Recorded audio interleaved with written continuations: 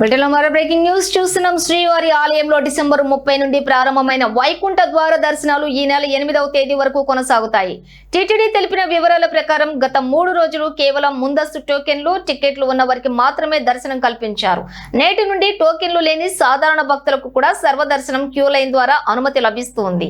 భక్తులు octopus circle నుండి queue line లో ప్రవేశించాల్సి ఉంటుంది. అక్కడి నుంచి వైకుంఠ క్యూ కాంప్లెక్స్ 2 ద్వారా నేరుగా శ్రీవారి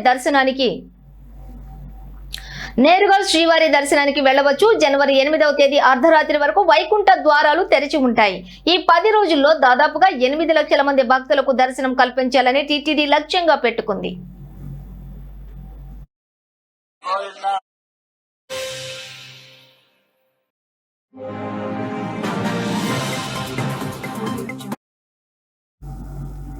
ఇక భక్తుల రద్దీని దృష్టిలో ఉంచుకుని టీటీడీ విస్తృత ఏర్పాట్లు చేసింది. క్యూ లైన్లలో వేచి ఉండే భక్తులకు నిరంతరాయంగా భోజనం, పాలు మరియు త్రాగునీరు అందిస్తున్నారు. ప్రస్తుతం శీతాకాలం కావడంతో భక్తులకు వేడివేడి ఆహారం పంపిణీ చేసేందుకు ప్రత్యేక మొబైల్ ఫుడ్ వ్యాన్లను ఏర్పాటు చేశారు. టీటీడీ చైర్మన్ మరియు ఉన్నతాధికారులు స్వయంగా క్యూ లైన్లను పరిశీలిస్తూ భక్తులకు ఎటువంటి ఇబ్బందులు కలగకుండా చర్యలు తీసుకుంటున్నారు.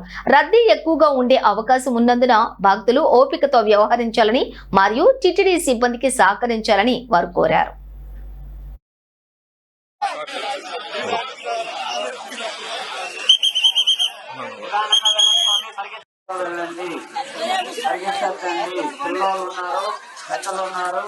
పడిపోతారు.